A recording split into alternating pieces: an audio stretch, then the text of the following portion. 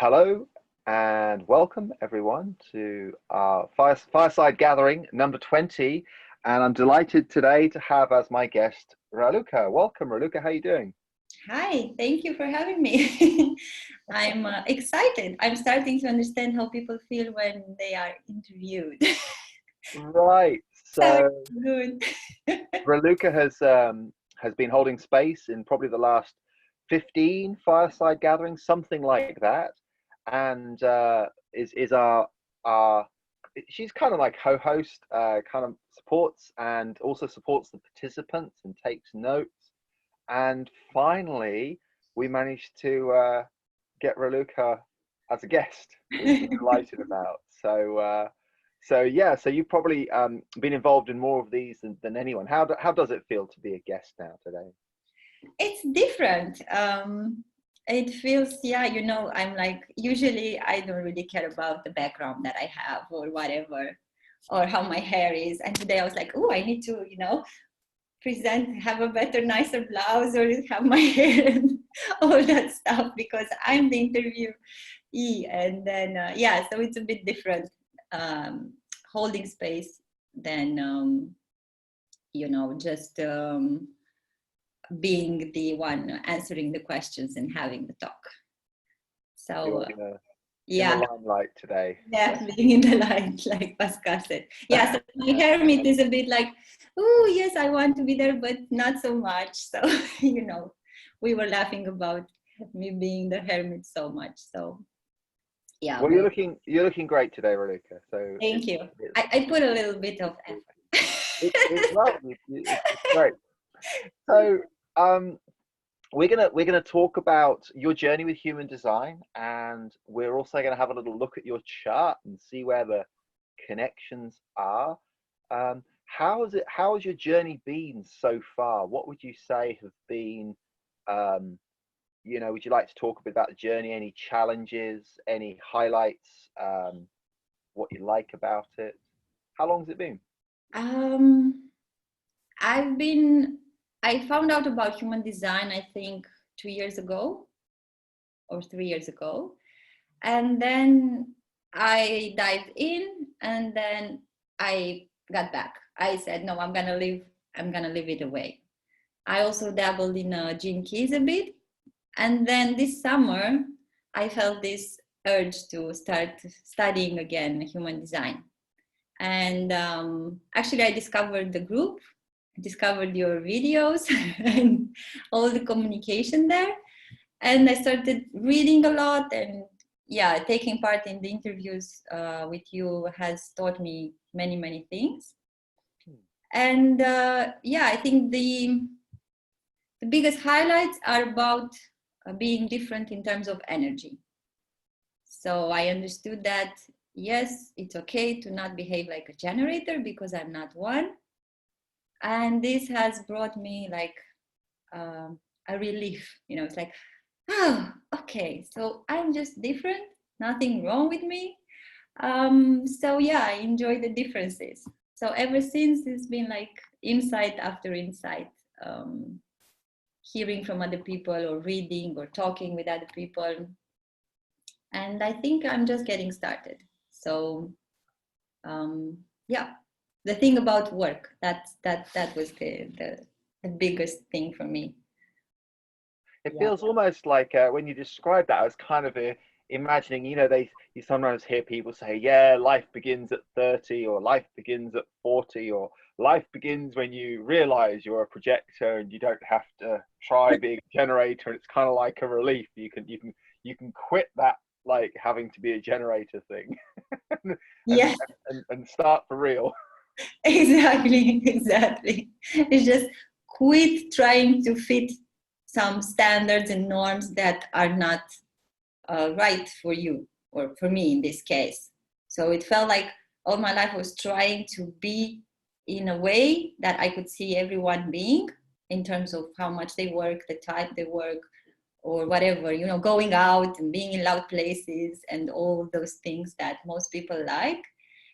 And transitioning from, oh, I'm the weird one that doesn't feel good doing small talk or gets tired in loud places, to, okay, I'm just like that, and there are people like me also, so I'm not just the only one that doesn't fit in the general norms. So yeah, finding the tribe, the projectors group, has been also very comforting, let's say.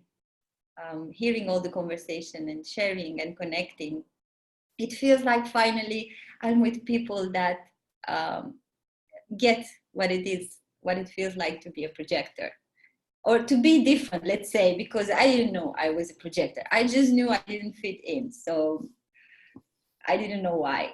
So it's good. It's good when you hear stories from other people. I think this is the biggest benefit of sharing and of these interviews. Whenever we hear other people sharing their stories, it's like, oh yes, yeah, that's how I feel too. Okay, there's another one like me. So it's yeah, it's fun and energizing, let's say. It's interesting, isn't it? Because as projectors, we're roughly 20%, so like 1 in 5 people. So, and I guess we have both kinds of conditioning, right? We have the conditioning to behave like a generator, like we should be doing something. And then we have the conditioning to be like a manifestor, where we should be initiating something and starting something and making something happen. And yeah, it's like, yeah, you know, like, because I mean, I guess if you discover you're a generator, it's kind of like, okay, well, I'm 70% of people are generators. And so, okay, so what kind of generator am I? How does that work? Oh, I'm not supposed to initiate. Okay, I'm supposed to let life come to me. Okay, that could be profound. But I guess it's this, like you said, I've heard a lot of people, you know, a lot of people have said, I always knew I was a bit different. I always felt different to other people. I always felt like I didn't engage with life in the same way as other people, and now I know why. So Exactly. I guess my question is like, how, right, so how early on did you, like, what's your earliest memory of feeling that conditioning or feeling an expectation to be like a generator, or what's your earliest memory of that? I think when I was a teenager and I was struggling to get to school in the first hours of the morning. I was Okay. almost always late. And everyone seemed to be okay with that. And they're like, okay, yeah, you just wake up and you go to school. But I usually went to bed late. You know, we had a talk about feeling better at night, you know, having like room to breathe. It's like more space, energetically speaking. And then I struggled to just be there on time. I was like almost always late. I had to take the bus for, it was like 40 minutes up to an hour to be there. So imagine to be there at 8 o'clock in the morning. I had to wake up so early. So I was just struggling. And then during the late hours in school, I remember I was just like, you know, doing this. I was like almost falling asleep in classes. And yeah, now looking back through this lens of human design, it makes more sense. Back then, I had no idea why I was so tired in the afternoon, why I had struggles to wake up early. It was, yeah, so those were the first ones. And then later, you know, when people would invite me, like friends, let's gather and just, you know, have some drinks and chat and all. And a part of me was always, okay, so why do we do this? Like, what's the purpose? I already talked to you like a week ago. Is there anything meaningful that we want? I mean, that was in the back of my head. And then it was like, oh, but I want to, you know, have friends, so then I should go. And then I would go, and then I don't know, at around 12 or 1, I felt tired and said, I need to go. And then I was like, no, you don't go, you stay with us. And they say, I'm super tired. I need to go. And then feeling this frustration between, I want to have friends, but I also feel like I don't like these gatherings. I mean, if it's somebody's birthday, okay, then I can do that. But otherwise, just, you know, every week gathering for drinks and chat or stuff like that, yeah, I couldn't understand. And it was this struggle, you know, trying to fit in and to keep these friends, and then going back home and feeling exhausted, drained, and why did I do this again? So on and off. That was the earliest I think I could feel that there was a completely different way in which I was looking at things, and most people around me were looking at things. Yeah, that those are the earliest ones, I think. So clear, that whole going out thing. Yeah. Going out, you know.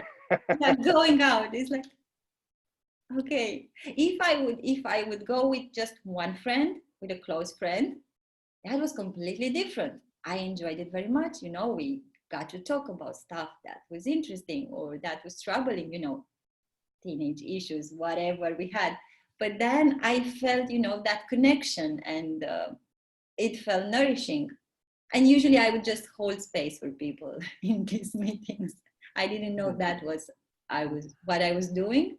But now looking back, I realized this is what I was doing. I was doing my projector thing without knowing that was a thing.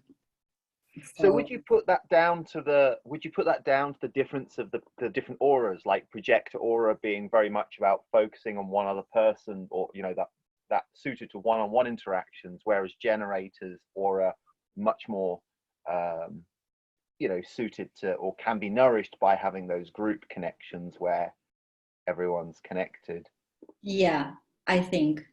I mean, for me, it made total sense when I saw that description of the focused aura one-on-one and the generator enveloping aura. So I think that's a big part of this. Of course, there are all the other elements like the profile, like whatever channels we have and gates.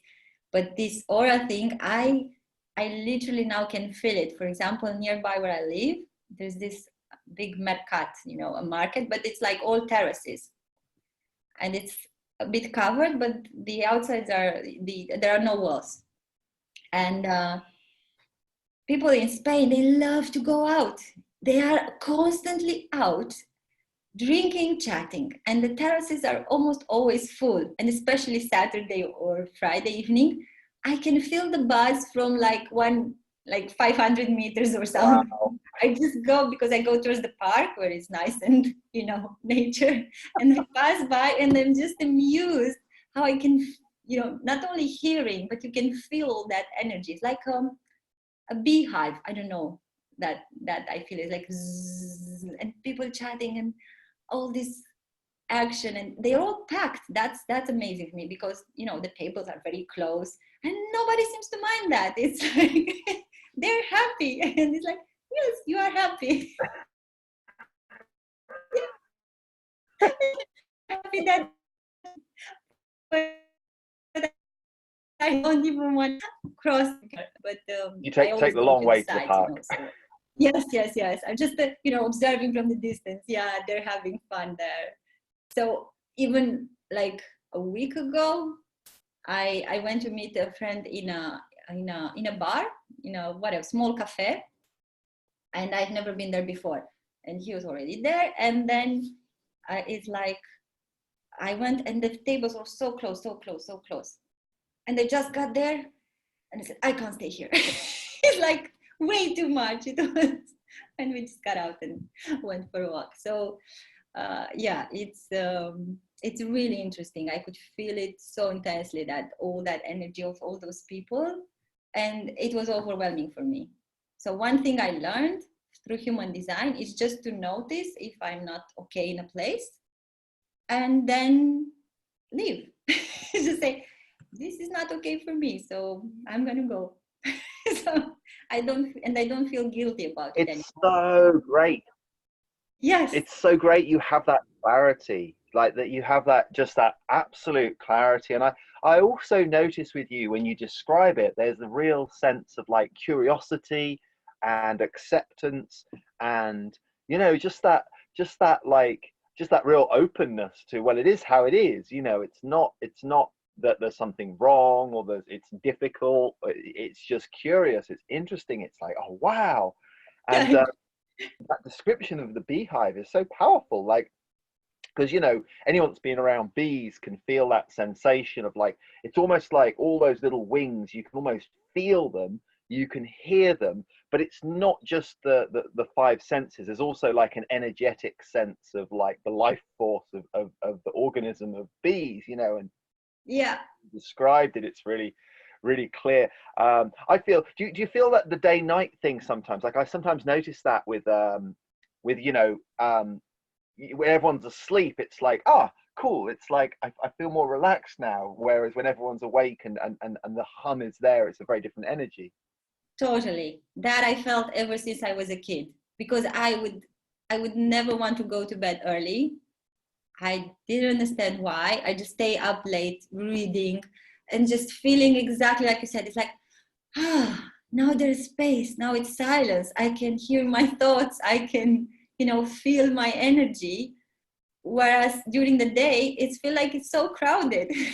It's all that buzz is like interfering with my thought process and with how I feel. And up to this day is Ines is they sleep at night. Yeah. So yeah, I can feel that strongly. Yeah, I felt it all my life, and I couldn't understand why. And now it's so clear. I can literally feel the difference in energy. And also, I noticed, especially here in Spain, on a Sunday morning, because they go out and party Yeah. Saturday nights, Yeah. and then they sleep late. Yep. And if you go out on a Sunday morning, it feels like night, but it's nice. It's sunshine, and it is so quiet. Not only the sound, but energetically speaking. And then I'm kidding. Although they're all asleep now. It's good. I There's can. a real spaciousness, isn't there? Like that spacious when everyone else is like, do you ever go out on Christmas Day when everyone has their Christmas dinner and they're eating like big turkeys and things? And then on, just that lunchtime at Christmas Day, if you go out, there's no one around, the streets are dead, and it's like, there's Exactly. Yeah, I always enjoyed if I lived in Bucharest for most of my life before moving to Spain, and I always loved that space right after the holidays, day after, or during the holidays, because the city was empty and most people would go out, go to their countryside or visiting their parents, and that feeling, exactly like I said, the spaciousness is like, wow, finally I can breathe in these cities. There's enough space for me too. So yeah, it's so silence, so much silence, energetically speaking, that I can feel in have a this look at day. your chart, because you have a lot of open centers. So obviously, is that coming through on the screen there? Yes. So you've got 7 undefined centers, the white ones, and 2 centers defined, which obviously is the most possible number of centers that you can have open or undefined. And do you feel there's a link between, because we had the interview with Martina, and she has 8 centers defined and only 1 center undefined, whereas you've got kind of the opposite. You're very undefined. Do you feel when you talk to other projectors, do you feel that you're more sensitive or more affected by the energies around you? Is there a link? Do you feel the link with your open centers there? Yes, and especially hearing different projectors talk during the interviews, I could understand much better how this openness influences us, those who have so much of it. For example, I resonated a lot with what Luisa was sharing. I remember she also said that I think she also had 7 open centers. Luisa. Luisa, yes, a different configuration, but she also Yeah. and it helped me so much when she was explaining how she felt, the energy in public spaces, like invading the space and the techniques she is using to cope with that. And yeah, I was so grateful because I felt the same, and I feel the same when I'm around people or in public spaces. Sometimes it's just hard to be there because yeah, I love the the metaphor she used for, I don't know, did you say that one or she did? I can't remember which one. About it's like we have a house full of rooms. So each center is like a room in our house. And in all these open centers, there's like, we don't have any windows. That's what Luisa said. And Yeah, it's right. like anything can come in, you know, wind, snow, rain, whatever stuff people throw. So we need to occupy these rooms again with our energy and clean them out as much as possible. So yeah, that image is stuck in my head. And I usually, when I go out, I visualize some kind of, you know, filter of light around me. I learned this in another system, and it's helping me to, you know, like stay centered and notice when I'm, you know, invaded energetically, and either imagine like filtering stuff out, or if it's too much, I just get out of the situation. I just go now without trying to, oh no, let's see, let's wait. No, if I stay, usually I get sick. I literally have a feeling of Wow. being drained and even nausea. And yeah, I remember a thing from my childhood. We used to visit the grandparents, and I love the grandparents from my mother's side, but the ones from my father's side, I couldn't relate to them at all. Energetically, they're quite, I don't know, in a different vibe that I could not relate. And whenever we went to visit them first, I felt sick. And I told my mom told me that I told her, Mom, can we not visit them? Because I get sick when we go there. You know, I Wow. get white and feel drained. And people were talking about, I don't know how to say in Romanian, there's a word for this, like energy vampires or stuff like that. But now I understand it was just my openness in an environment and with people that were not right for me. And being a child, I was even more open and sensitive. So it was, yeah, it was a struggle to just be there for a while. But the good thing was then we would go visit the other grandparents. And then, you know, my grandmother and my mother, they would do all this, I don't know, stuff, whatever they knew to help me cleanse energetically. So, you know, from popular wisdom, I don't know exactly what they did, but it usually worked. And then after a while, I started feeling better. So yeah, I just realized now that this must be related to that early experience of feeling sick in certain homes and with certain people, even if they are family. You know, they were my grandparents, so I'm not blaming them from anything or judging it. It was what it was, and like now, it is what it is. Nothing, no one to blame, no one to judge for anything. But yeah, we need to take care of ourselves. It's such a powerful thing, isn't it, with family? Because, you know, like we have this such strong conditioning of saying, oh, but they're family, therefore, you know, I should feel good when I go to get-togethers, or when I go to visit, or when we spend time together, or, and it's like, okay, well, that's a theory, and what's the actual reality? And I think that's something that you're doing really well. And when you communicate, it's really clear that you know, you're starting with you, and then looking at, okay, well, this is my experience, and then I've got society tells me I should feel like this. Okay, well, that's interesting. Human design says this should be what should be happening, or this is what my, you know, this is what my chart says. But actually, you know, it's like, it starts with you. It starts with your experiment. It starts with your experience of life. And it's like, you know, when the things don't quite match up, it's like, well, it's my life, you know. Yeah, yeah, exactly. So Yeah, that's the starting point, is the life that you live, and then anything else is there's that, like, you know, valuation and interest in whatever else is going on. So I guess that's a perfect, for me, it's a perfect illustration of when we talk about the living experiment of human design, that it is an experiment. And you know, so we think then we've got these different overlays, right? So like you said, as a child it was very clear, and then, you know, you always sort of knew, but then people were saying, oh, you should be like this, you should go to Exactly. school for this many hours per day, you should enjoy being around people, you should enjoy socializing, you should. And then it's like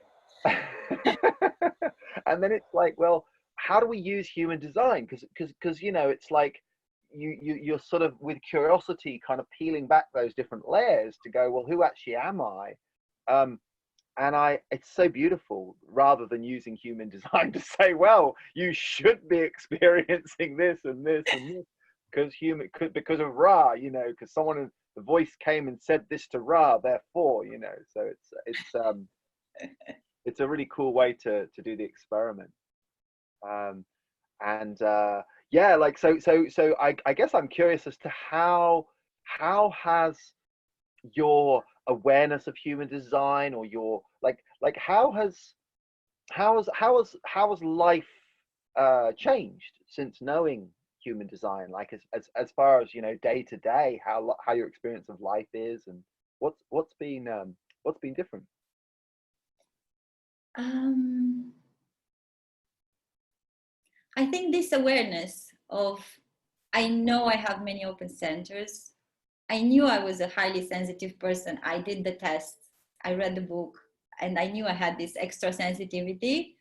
But now it's been like confirmed through my design. So it feels like, okay, now I know how I am, I know my challenges. So it's easier for me to just keep this awareness and then not fall back into the should so often. Because of course the condition is so strong that I would probably once start do something and then ask myself, is this really what I want? Is this correct? Do I feel okay about this? And yeah, learning to use the emotional authority is another thing that helped me to stop making rush decisions. And sometimes it's very hard because it feels like, yeah, I want to do this, and it feels exciting, and then no, you should sleep on it.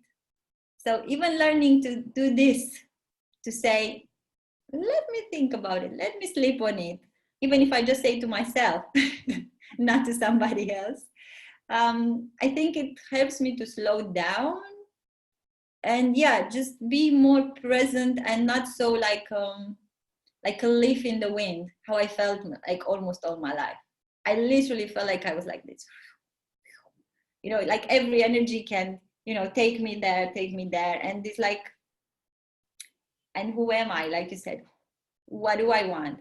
And knowing that I need to be alone for a significant amount of time every day, so I can actually feel what's going on in myself without anyone's influence. Again, it has changed a lot my day to day. Even up to the point of telling people here, I think I told you this, but I will share it again. There are some meetups here, like with expats in Valencia, and there's like weekly meetings or socializing stuff, whatever. And I try to go when I feel like, just an hour or something like that. And lately I didn't feel like going. I was like, the day was there and I was, no, I'm not gonna go. And then I bumped in someone from the group, and he was like, oh, did you travel lately? And I was, nope. So you were here? Yes. And what did you do? I was hermiting. And he was like, oh, makes sense. Okay. So it's just being so open and blunt about what works for me and what doesn't, and that I don't join events just because I feel like being in my own space sometimes, or for a lot of time. And it's fun because people, even they don't know, even if they don't know about human design, they're like super relaxed. Oh yeah, okay, yeah, makes sense. Nobody A beautiful example of how, when you really accept it's like, if you first of all you know yourself, you know what's going on, you know what works for you through experimentation and through trying to do things your own way, then you can really accept yourself and love yourself. You know, it's like to see yourself, it's like, hey, you just know what works for you. That's love Yeah. and acceptance. And then it's like when you're communicating it with someone else, there's such it's obvious when you describe it, there's such ease coming through. It's like, oh well, this is just how I am. And then the other person can feel how much love and acceptance there is, and of course they it's very hard for them not to accept. They're like, oh okay, well that's how Raluca is, right? So Yeah, exactly. Yeah, so it's super liberating, like Pascal says there in the chat, to just accept these things. And I'm excited for how it will be like, I don't know, 1 year from now, if these are the changes that I feel in my day-to-day interactions already after just a few months of diving deep in human design and connecting with you, with Pascal, with Ines, with everyone in the community and everyone who's been interviewed. I'm excited about how things will be because I can see big changes, even though they're not so obvious from the outside. I think it's more like the inner game that it's changing, this acceptance, and then communicating it from this space of, yeah, this is how it is. Now it's sunny. I'm a hermit. I'm in the hermit mode, whatever. It's just, yeah, it's just like the weather. It's nothing to be upset about.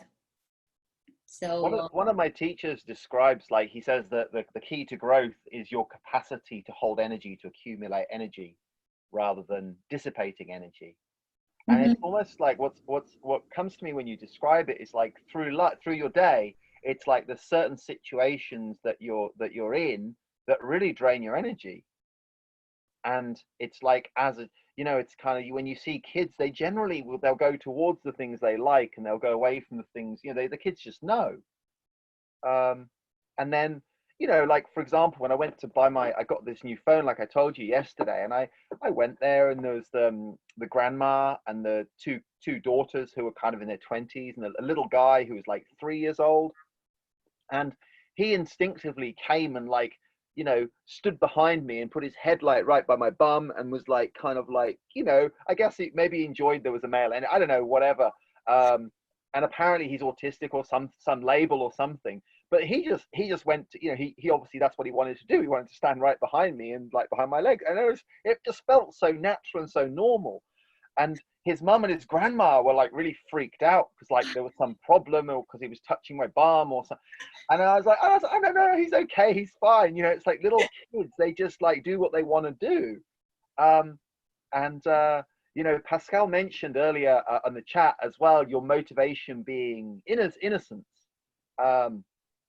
And it's the same kind of, it seems the same kind of thing. It's like, as a child, you just know, right?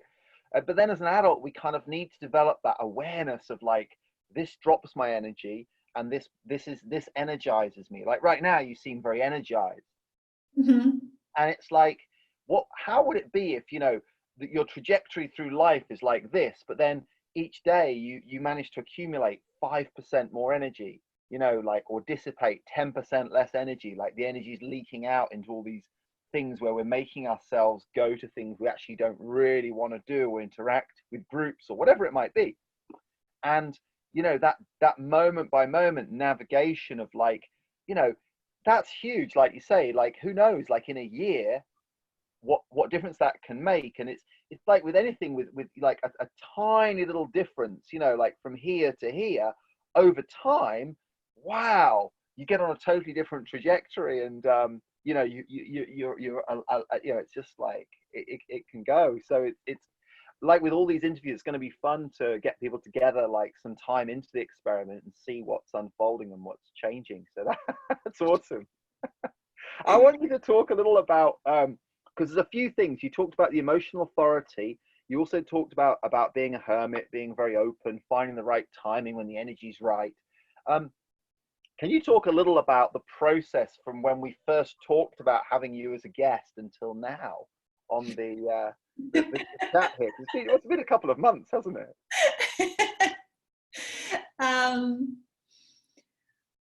yeah, it's been quite transforming.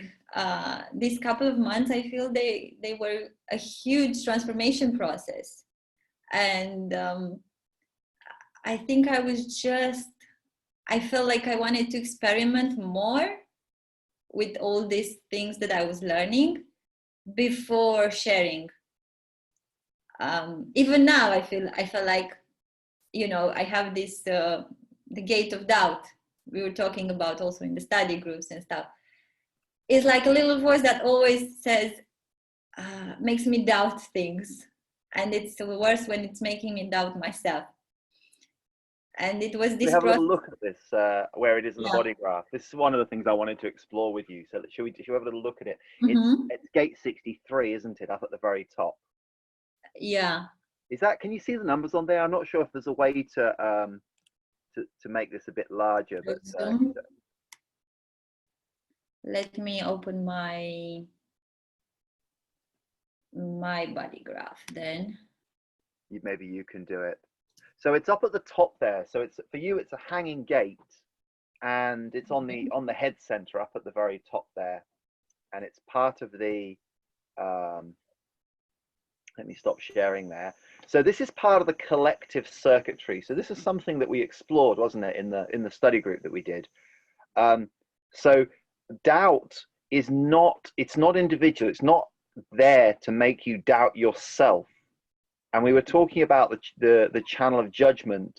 So it's like judgment and doubt are both collective, and we're there to kind of to doubt things, to question things, to say, hey, is this the right thing we should be doing for everyone? Not to doubt yourself, not to second guess yourself.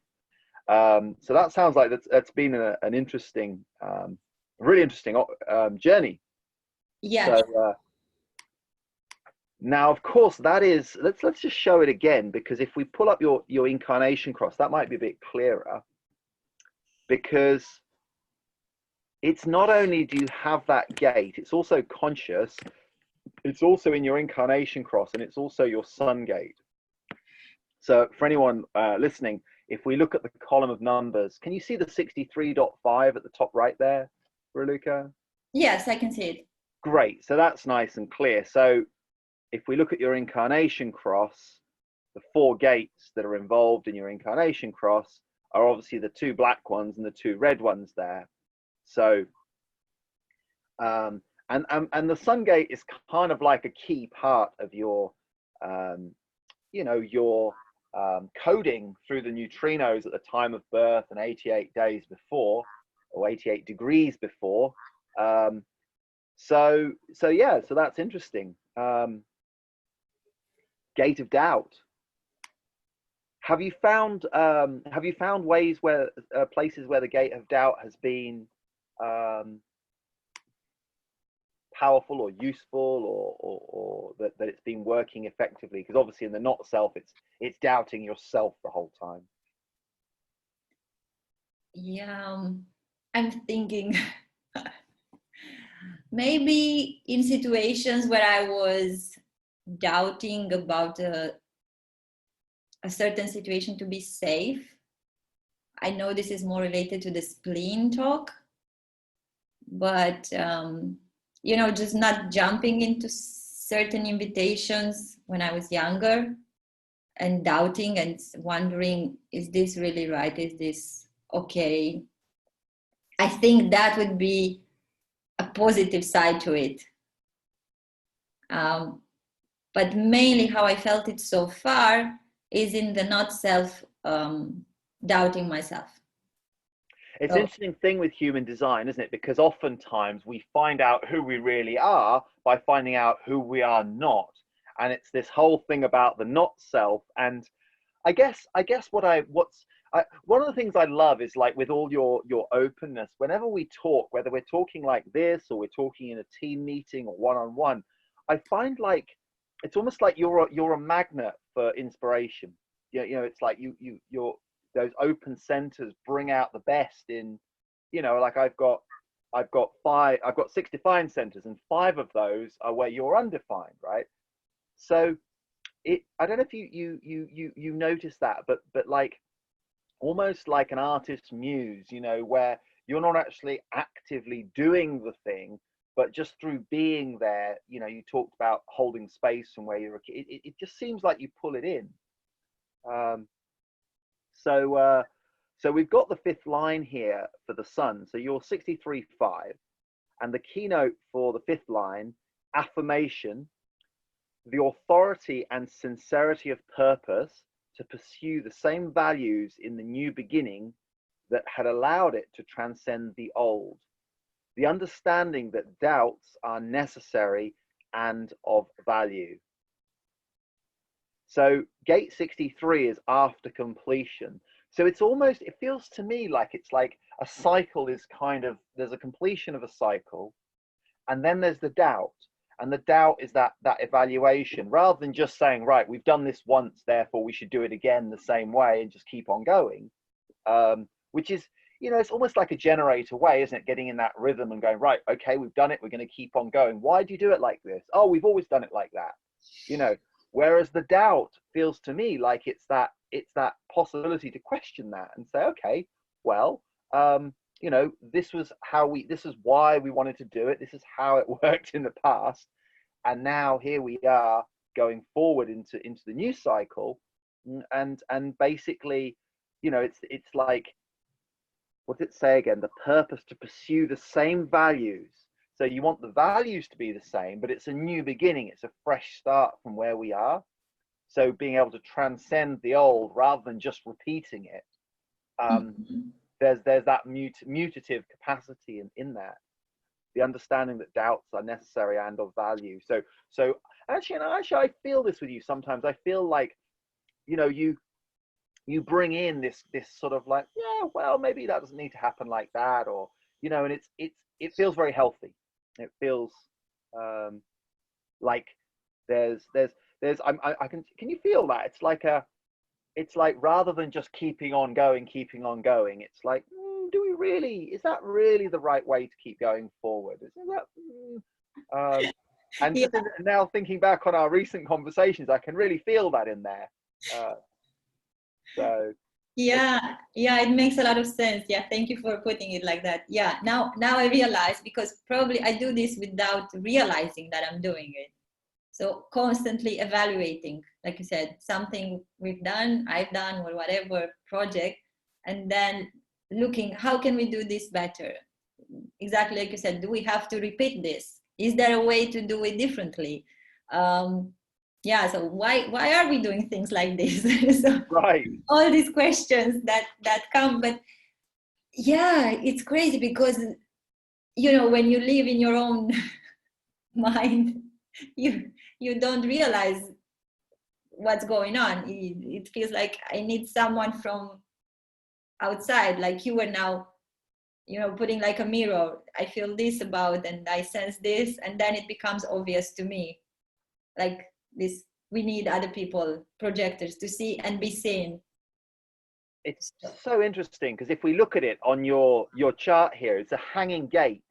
And, you know, if we bring back your whole chart, it's about as far from any of your definition as it can possibly be.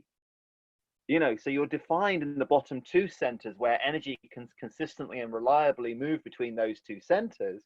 But your incarnation, your sun gate's like all the way up on here. And it's like, there's like, you know, it's got to go a long way to get to connect. So it's kind of, this really does make sense of where we work. When we work with other people, we have that capacity. And I mean, the interesting thing is that in our connection, you have that gate. When we did our compromise, let's pull them up. We never do compromising charts normally, so let's pull up the composite chart for a bit of fun here.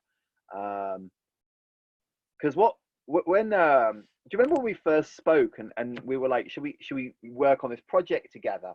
And we're like, hey, let's look at our composite chart. And it was so interesting because your sun gate is 63, and that's compromised by my channel 63.4.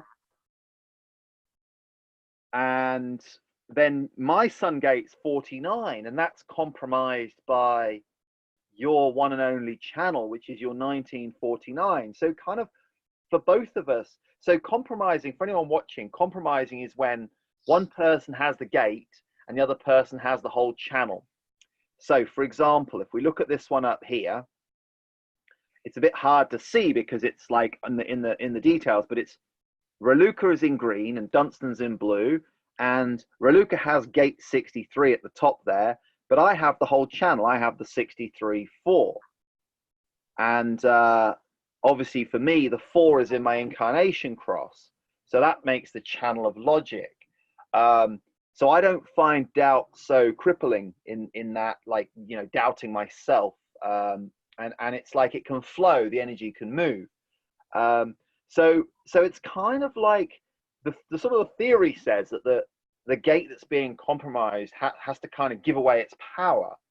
But I actually, because we looked at this, and I actually don't feel compromised because I have the same thing. Like on my individual chart, my 49 down here is a hanging gate on my emotional center, and then Raluca has the whole channel. So I feel like in our communication, I actually feel it works really well. How is that for you? That sort of, do you feel compromised in that at all? I've been trying to understand how this compromising works, and I don't know. I don't feel this in the way that it's explained so far in, for example, in interactions between us. It's something I'm contemplating and trying to understand so far, but I don't have something to point and say, yes, I feel compromised in this gate when I'm talking with you, for example, or with somebody else who compromises one of my other gates. Because on the flip side, there's the energy can flow and move, and you can get the reflections. And I mean, I guess one of the things with the projector is that we are very focused on the other, so it can sometimes be harder for us to have the self-awareness where, you know, when you do have someone else sort of being able to point out things that maybe we have blind spots. I certainly feel that way with you, that sometimes you point out things that are maybe in a blind spot, or that I wasn't aware of, or that I was being a bit stubborn about, or something like that. So yeah, I mean, I'm still learning about the compromising as well, but it's I mean, it sounds quite severe, doesn't it, compromising? But you know, I guess with awareness, you know, anything can be worked with. Yeah, I agree. I'm still exploring this thing with the compromises. For now, I don't feel exactly the effects like I read in some explanations. So it's something we will figure out. Probably we experiment with and see what comes out. Right. Maybe we'll do it again in a year and we'll have some answers. Yeah, that would be cool. Maybe we'll run it again in a year and we'll have some clarity. We'll be able to share more on this one. For sure. Yeah, I was the connection dropping out a bit. I think that's good. There's a delay. It's coming back. It's all good. Okay, so I was thinking about the other gate, the 64, which is confusion. And reading the description there, I could recognize also, let's say, the beneficial parts, not just the not self. When I could recognize being confused for, yeah, a lot of time for myself. I can bring clarity to others, but when it comes to myself, it feels like I'm floating in this cloud of confusion most of the time. But then when I read the description of gate 64, I'm under constant mental pressure to make sense of the past. My mind filters and sorts through these impressions in an attempt to connect the dots until an experience makes sense. And I realized that actually I'm constantly doing things and I can see patterns. So if I'm talking to someone several times, if I don't know, if it's a friend or if I'm coaching someone, or if I'm coaching a friend, whatever, because this happens most of the time without us calling it this way. I can pinpoint a pattern It just like pops in my head. And then I tell them, listen, this situation looks exactly like that situation. Can you see the resemblance? It's like a pattern. And they are like, oh my God, you're so right. How come I didn't see it?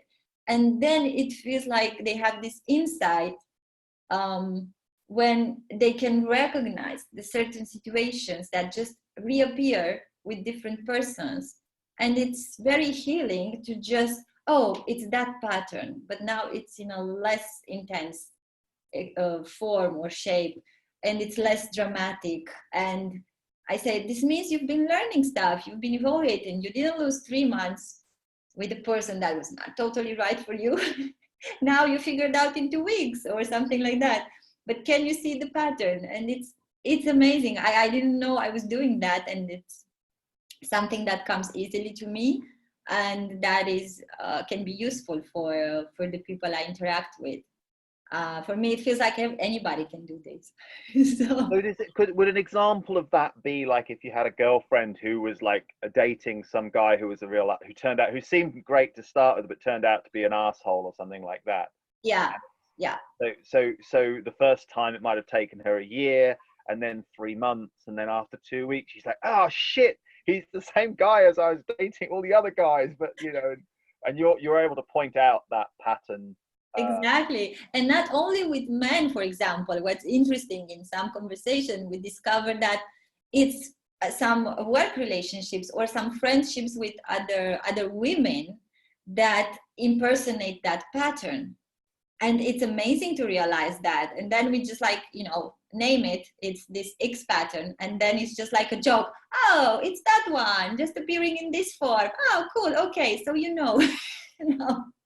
and it's so easier to let it go, and quicker to just, heal whatever needs to be healed, so it doesn't appear anymore. And it just looks like that. The more we're learning stuff, that lesson doesn't need to be so long and so painful and so dramatic. And So it's like the energy coming back again. It's like, oh, here comes that energy again. Oh yeah, I know that one. And it's like, maybe it's not so severe if the yeah, lesson, if it's doesn't need to be. It's like, okay, yeah, it's coming towards me. exactly. And even it comes down to, recognizing in just a day, or a person who has the potential to manifest exactly the same thing. So I feel the quicker the person realizes it, or I realize my own patterns, the more we heal that one. And then of course another one can pop up that we can work on. So it's amazing to observe these things, and that other people don't notice. And So this is your gate 64, which is before yes, completion, the gate of confusion. yeah, So it says transition like birth requires a determined strength for the passage through. And it's got, let's just go back to your chart. I think we might get a little bit more information if we do that. So you've got before completion and after completion, the two of them there. What else do we get here?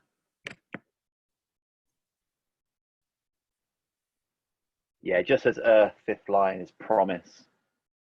But it sounds like you've dived into that quite deeply, and that you've so that pattern spotting ability. Yeah, that seems like what the being able to spot the patterns. mm-hmm. Yeah, that's what I recognize in this one.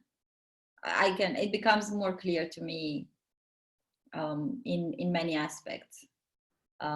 So yeah, it's one thing that's probably more specific to me than to other people, or to other people also that have the same configuration, the same gates. I don't know. I would love to hear from other people who have this, and maybe in future interviews to see how they experience them. Yeah, it's powerful, isn't it? I mean, because we've got so much information to test, and so those going, okay, 63 and 64. Let's see the next time they come up. Let's see someone else's experience, and if there's a match there, and then of course it's like you don't know, do you? Because you have a certain experience, and then you match it up, and it could be related to that, or it could be something different. So, you know, when you were talking about something earlier, I was listening to it and I was like, yeah, that feels like gate of doubt in there. And then I'm like, yeah, that also feels like all the openness in the seven centers. And then I'm like, well, it also could be the emotional authority. And then I'm also like, well, she's a 5-2 profile, so maybe it's the hermit, you know, doing its hermit thing. Um, It's all of that, I think, because like they say, you can't just take one element and analyze the person from just one element, because it's right, in the interaction of all of them what makes us unique. right, right. What makes things flow, how they go with the mechanics of it all. Mm-hmm. So, would you like to tell us a little bit about your 5-2 profile? Did we have any other five? We've had some other 5-2s, haven't we? Yes, yes. Was Eugenia a 5-2? I think Eugenia was. So it's one of the less common profiles, isn't it? There's the profiles where there's a difference of 3 between the two numbers. I think they're called harmonic profiles, and they're like 1/6 as common or less. They're much less common than the profiles that are like, you know, like you've got 1-3, 2-4, 3-5, 4-6, and so on, you know. So usually you get 5-1 is the more common profile. But you've got the 5-2 profile. So the 5 is the heretic and the 2 is the hermit. So the heretical hermit. So how is it to be a 5-2 profile? How do you experience it? I think it makes you feel even more weird than other people because it's so rare. So one thing, we are projectors, were rare, and then finding out, oh, 5-2s are so rare. And it's true, in all the body graphs I have been gathering from my friends, acquaintances, most of them are 3-5s or 5-1s or whatever, 4 something.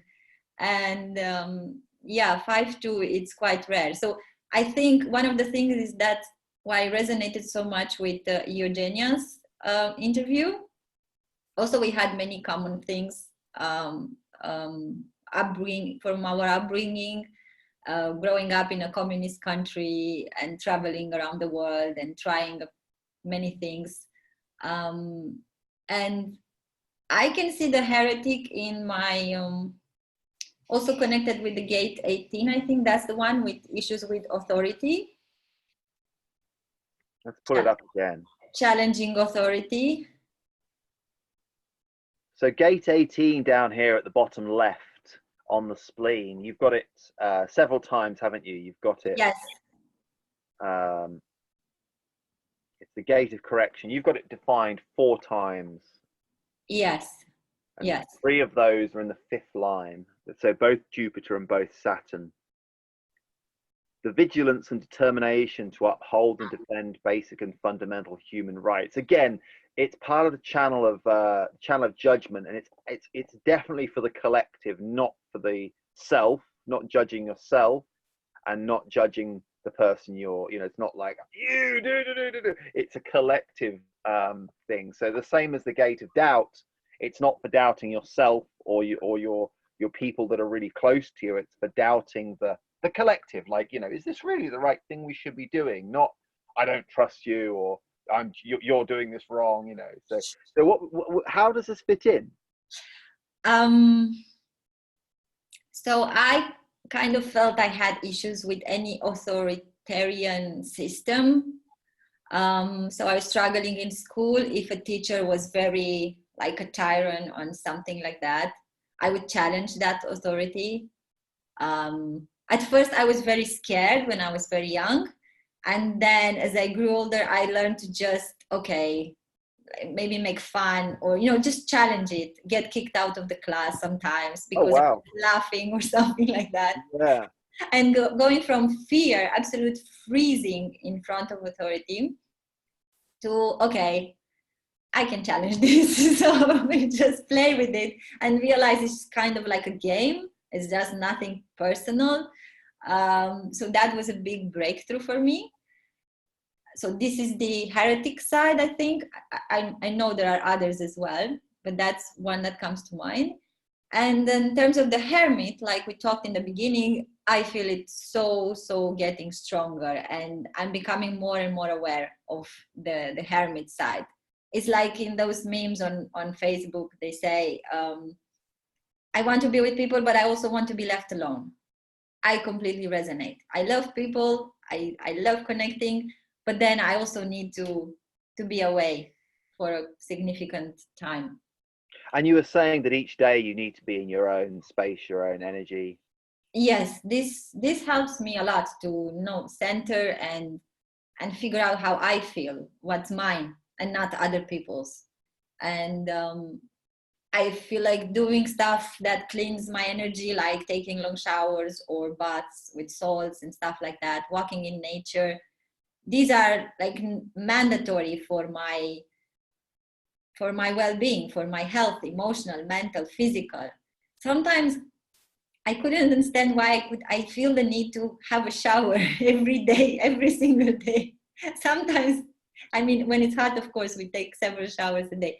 But even winter time, when, okay, not working out too much or whatever, I didn't do intense activities that would require, I feel it's energetically a thing for me, taking a shower, just being in a shower and visualizing, cleansing all my open centers and stuff like that helps me to sleep better, because I realized if I was like too tired a couple of times to not took a shower, I was like feeling fidgety and I don't know, feeling like you have ants on your skin, and I couldn't understand what's going on. And it took me a long time to realize that I need to consciously do a cleansing at the end of the day, because otherwise it's just like there's foreign energy in my aura, and yeah, I can't sleep. It's like my space, like we were talking about the house metaphor. It's like my space is occupied with all these unwanted guests, and I need to kick them out and clean and tidy up my my system, my chakras, whatever you call them.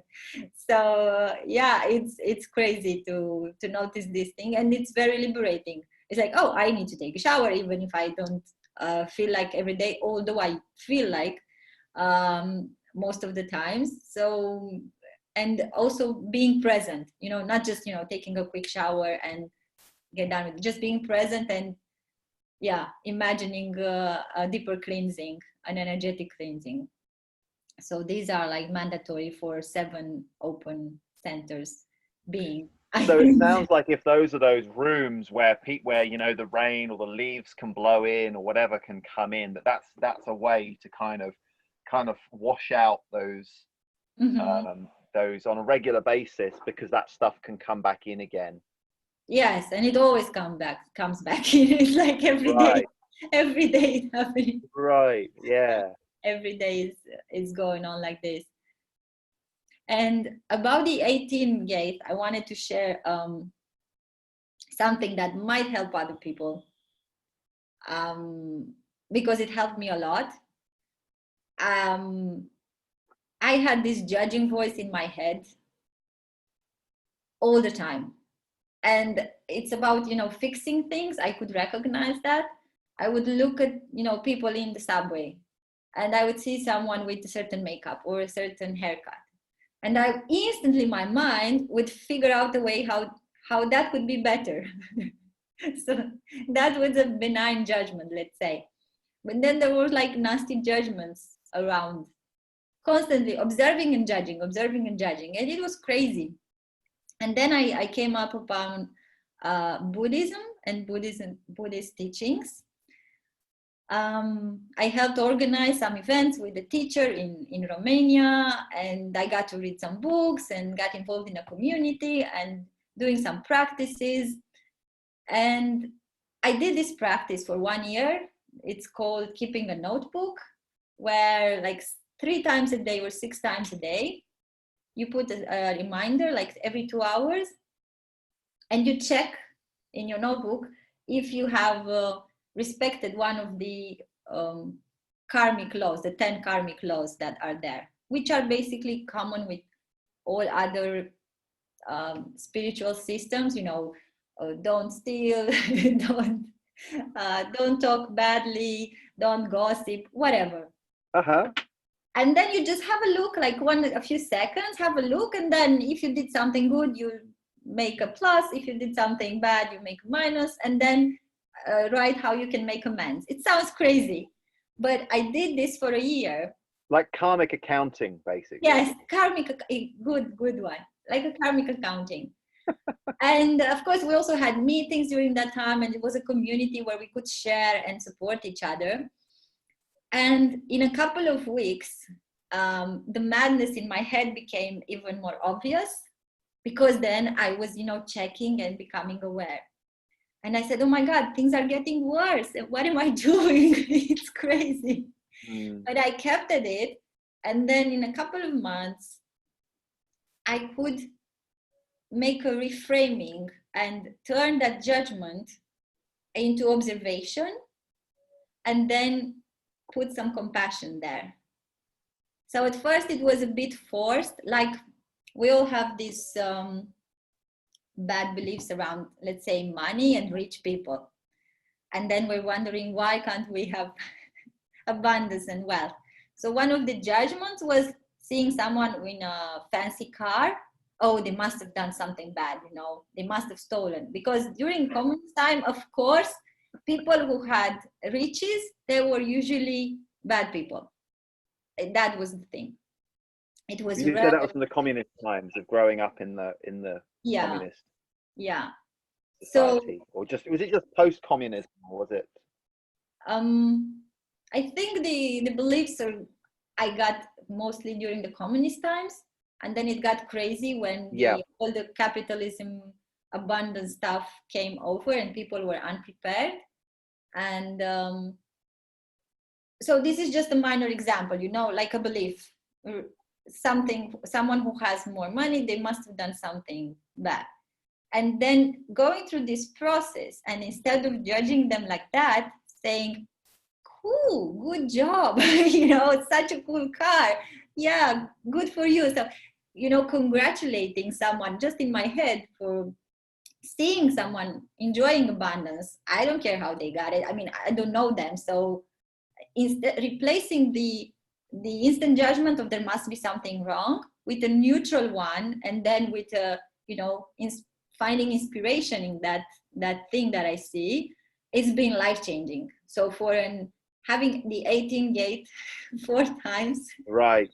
Yeah. And I can see it in all different areas now. And another thing is, the more I work with people, because currently I do chat support for a company, and I offer, let's say, emotional first aid. It's all anonymous, it's on a chat, and I hear about people suffering every single day. So from the minor stuff that we say minor, but for them it's important, to big dramas. And this has taught me that nobody that I see is, let's say, is okay, doesn't have any problem. It's like the Buddha said, everybody's suffering. So like no one's immune from it. No one. Exactly. No matter how nice the pictures on Facebook or on Instagram look like, they are struggling. I know there's something that they are struggling with, and this is just a facade. And also in the social interactions, most of the people, we are taught to say, how are you? Yeah, I'm good. Although we're dying on the inside, it's like, I'm not going to show how miserable I am because I have to keep up this happy face. So I'm just now, I kind of always felt there's underneath this layer of complexity and human emotions, but now it's just even more aware. I'm more aware about it, and it's helping me look at myself with more compassion, and at everyone. It's just like walking on the street and I see someone that I would judge before. I was so relieved that the first thought was, oh my God, they have suffered so much that they are like this now. So that was like, wow, thank you. Finally, having this reframe, at first making it as a practice, like, you do push-ups, I'm going to train my mind not to judge people. And then internalizing this and yeah, just having compassion most of the time. Of course, sometimes when I'm pissed off, I will get back into judging and just, oh, that bastard or whatever. It's like, oh, hold it. Nobody's fault. It's my thing, my responsibility. Do you know this word compersion? Do you know the word compersion? That's a good one. No. So it's like compersion. Pascal knows it. Compersion is the opposite of jealousy, right? So jealousy is like you see someone that has something and you want that thing. You're like, and then it can turn. You can then turn it into saying, oh, no, because it's like, I don't know about you, but if someone drives past on a nice motorbike, I'm like, oh, I'd like to have a go on that motorbike. And then I'm like, and then it's like, oh no, I can't afford it, or it's too much, or what. And then I'm like, oh, what a wanker driving that new motorbike, new car, flashy asshole, So the jealousy turns into like rejecting the other person, judging. But compersion, it's actually quite a common. I think it comes from the community where people are in non-monogamous relating scenarios. So if you have a lover and then that lover is connecting with someone else and having a great time, the usual normal conditioned response is to be jealous. And there can be a lot of energy and it can be destructive or whatever. Whereas compersion is saying, oh wow, well, in the bigger picture, I'm happy that this person that I, at least claim to love in some way is having an experience that they might well be enjoying. So they're having a good old time with someone else. And compersion is this radical idea that we can actually celebrate that, and it's, I guess friendship is an easy, friendship can be a less charged one, but even so, you can notice where people are like get jealous because a friend of theirs is hanging out with another friend doing something and not with them. And so compersion is, for me, it feels like, who is it that has a tantrum about someone that you care about doing something with someone else? That's the little child having a tantrum. And it's like, well, actually, I may feel little twinges or something, but overall, I'm like, hey, I'm delighted that you're having a good time doing whatever you're doing with someone else. So that's compersion. And so I guess, that there is a place for discernment, whether gate 18 is like, discernment about how society should be run. Like, you go to Bali or wherever and you're swimming through bits of plastic, and you look at it and you sort of think, we need to do something a bit different here. That's gate 18 saying, well, this isn't really cool. Where's all this plastic coming from? Which is a collective problem, isn't it? Like the quality of our water, the quality of our air, they're collective issues. So anyway, I just thought the compersion was an interesting thing to bring in there. Yeah, Pascal said someone feeling happy deeply for someone else's happiness and blessings. So yeah, that's what it's about. So Pascal is asking if gate 19 will balance out the 18.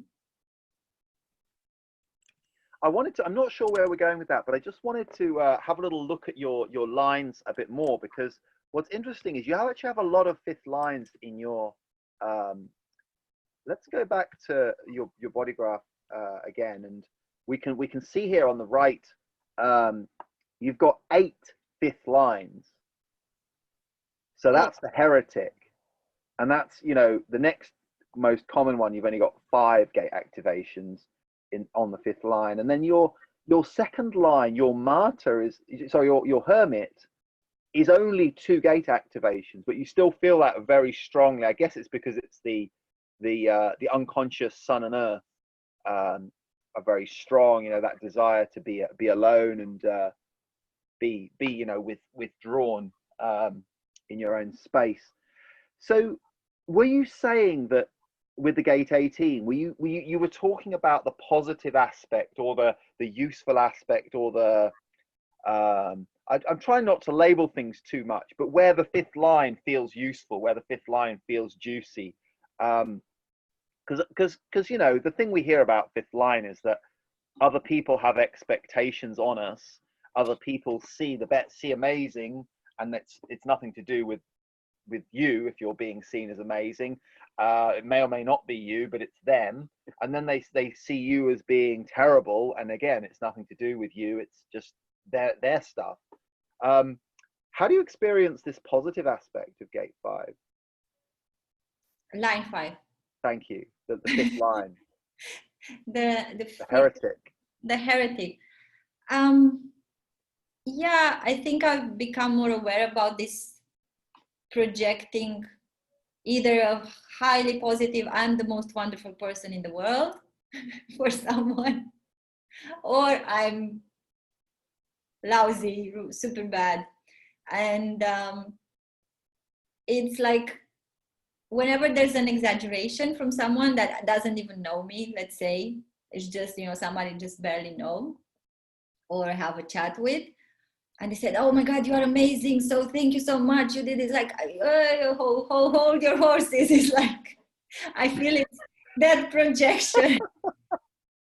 So, or if someone comes with their shit and they're projecting it all on me, again, I know it's not my thing. So I think it's very helpful for anyone with a fifth line or with many fifth lines to have this awareness and don't take things personally, because I used to take them personally. And I would just fall off the pedestal, you know, people would put me on a pedestal. And then the fall was... Right, they build you up and knock you down. Yeah. So... yeah, you can fall pretty hard. Yeah, and it's bruising. And then it's, oh my God, what happened? And I think it comes to knowing, like we said in the beginning, knowing who I am, knowing how I am, at least what I know so far, because I have a lot of blind spots, like you said also, and just not identifying with whatever someone says in an exaggerated way, usually. Because if there's a friend with whom I've been talking for a long time and they say, listen, I think you're good at this, maybe you should do something about this. Like they're saying, I think you're very good at, you know, holding space and talking and guiding, maybe you should do this more often and make money out of it. And it took a long time to recognize this as something useful and for other people, because yeah, it just feels natural. It's what I do. Like, yeah, is this something people would pay for it? So that's I think that comes from experience, and then I pay attention to that. But any other exaggerations where I'm a superhuman being or the opposite, then I just don't. I know it's not, there's nothing to do with me. They're just, you know, projecting, and it's okay. I can...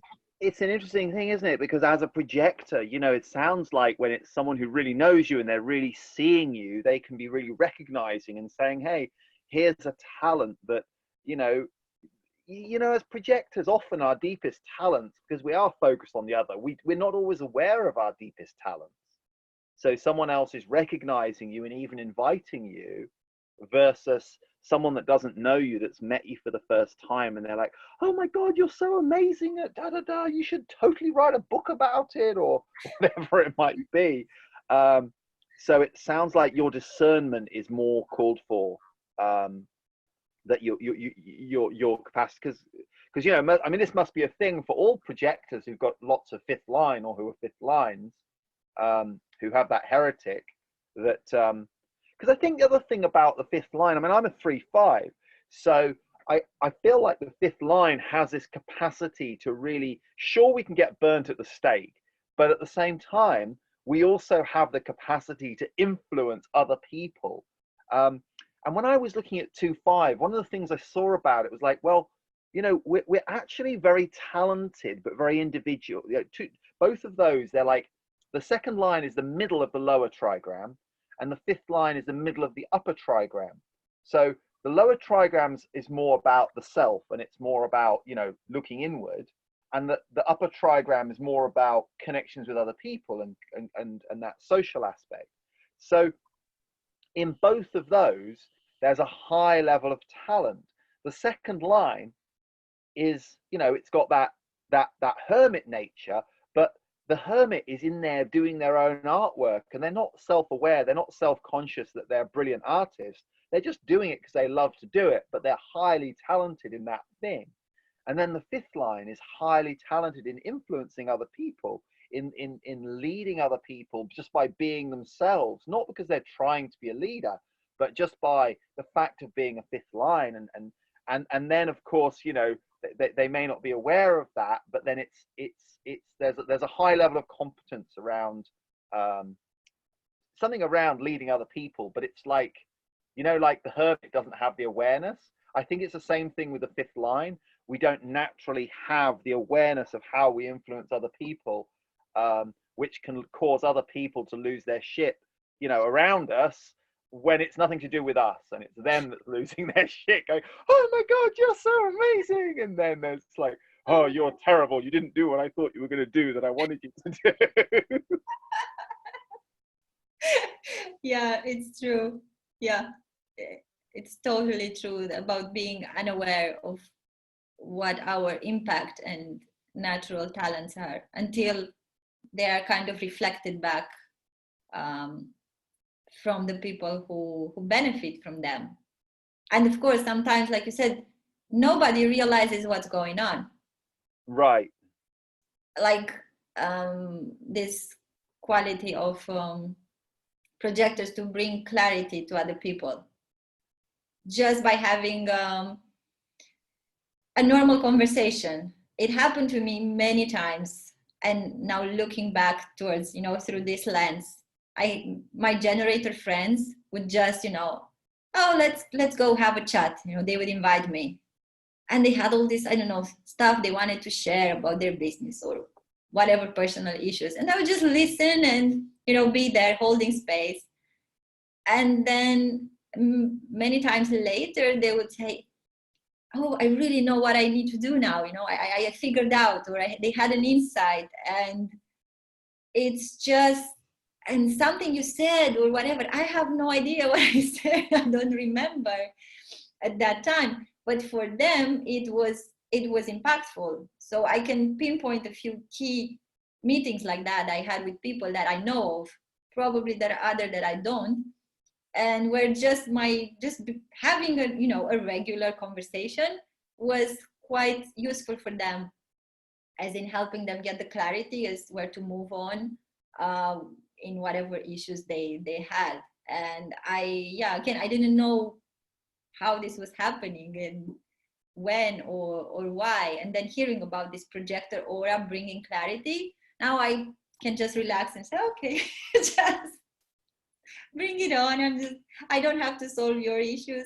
I just ask you questions and reflect back. And not jumping into fixing other people's problems like I used to do when I was very young. I felt attracted to anybody in need. Just I need to help them. I need to help them, save them, fix them, you know, whatever. And that was not good. That was not a healthy thing. And now just waiting to be asked to be invited. And then there was something you said in one interview, I think, asking, do you really want to know my opinion, my perspective? Or do you really want me to tell you the truth? Or you just want to stay in your something like that? So it's a phrase I'm, you know, trying to remind myself to ask people before I start sharing.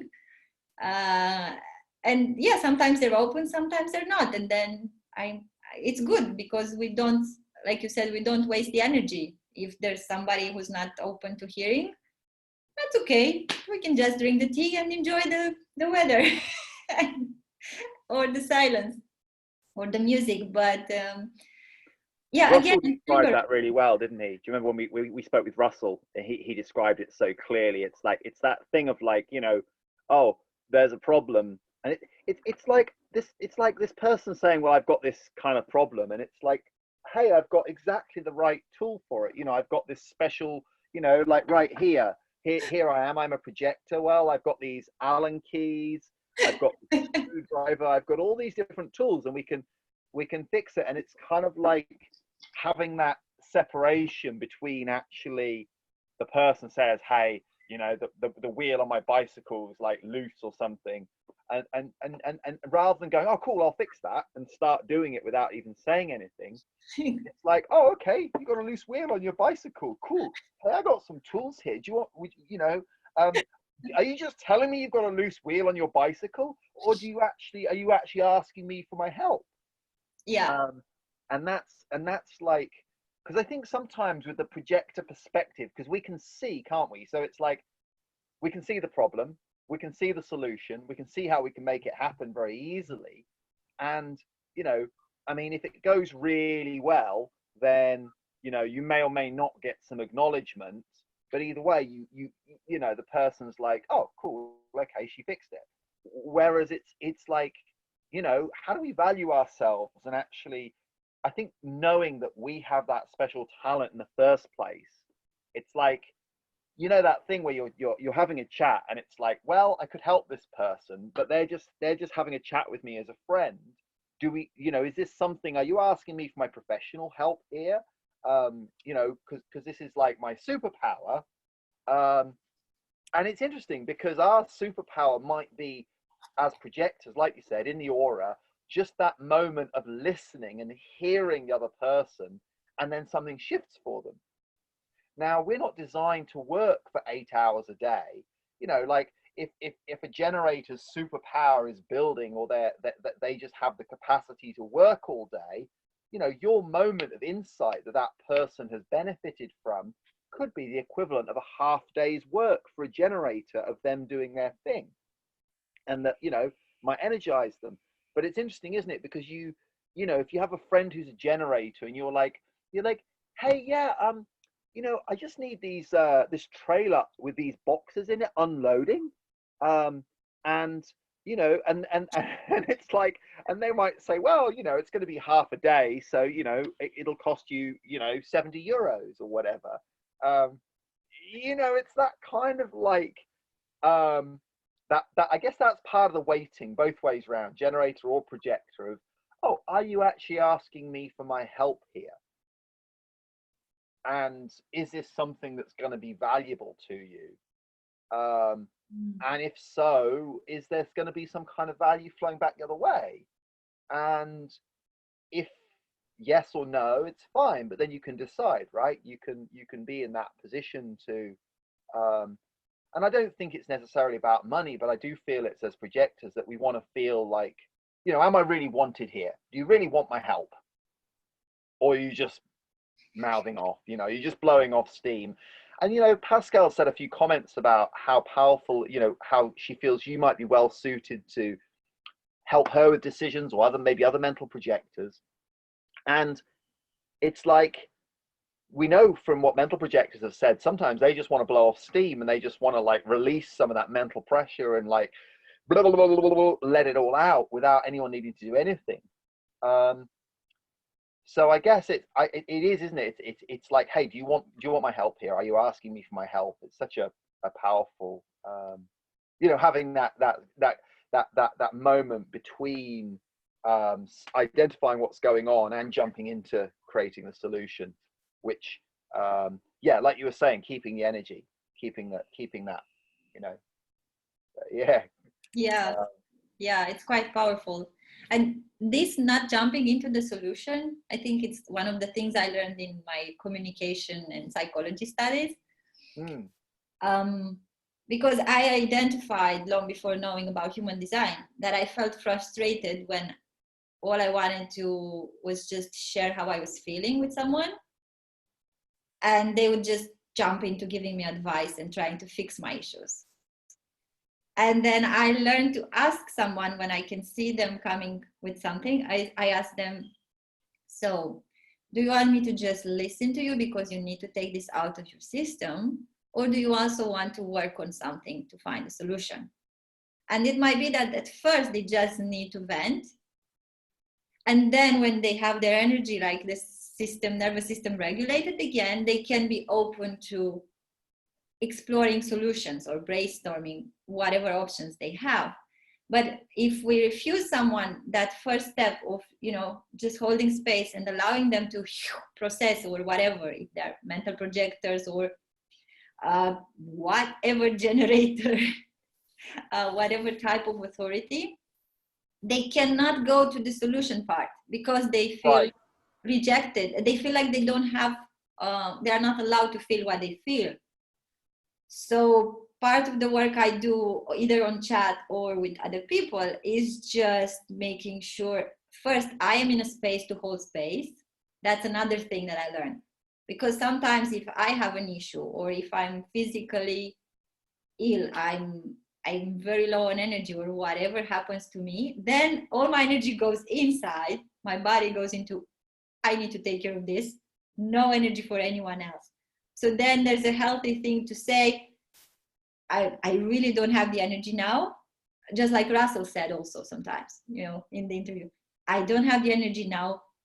Let's have this conversation at another time when I can completely be there for you. So it's a constant, you know, evaluating and being aware of these steps, you know, accepting, holding space, making sure I can offer them this, and then see if they are open to moving a step, you know, forward. And if not, that's okay too, you know, allowing them just to be in that space for now. And I often get this, you know, complaints from people in the chat. And it's usually about women who try to find listening abilities in their men. And I'm sure that not all men are like that and not all women are like that. But what they say is, I have these issues and I'm sharing with him, my boyfriend, my husband, whatever, and he's just dismissing how I feel and, you know, trying to fix and tell me how I should do things. And I feel so bad because he doesn't listen, you know. So it's just like Pascal said, it's classic. It's a constant thing that happens between people, and not just, I think, in the relationships men women, this is the more often one, but also I have kids, you know, teens that tell me, you know, I'm sharing this with my parents, but then they just tell me I should be okay. This is not how I feel. They say I feel miserable, I feel like I need help, and they say, nah, you're okay, don't bother. So those people, they feel so rejected, and then they come to, you know, a chat to talk to perfect strangers that can support them, and it's wonderful, we can offer that, but it feels like it's so wrong, all the system, you know, going to judging the system using my 18 in a healthy way. The whole system, the family systems and all, it's so flawed currently. I don't know, it's parents are overworked, are tired, they don't have the space to hold for their kids. Couples, again, are overworked, are super tired, and of course they are like in survival mode. I'm not gonna stay here and listen to your problems, let's fix it. So, you know, well, I can see that one both ways around, because I like to listen sometimes, you know, like I mean, one of the great things about doing these interviews is you get to practice listening.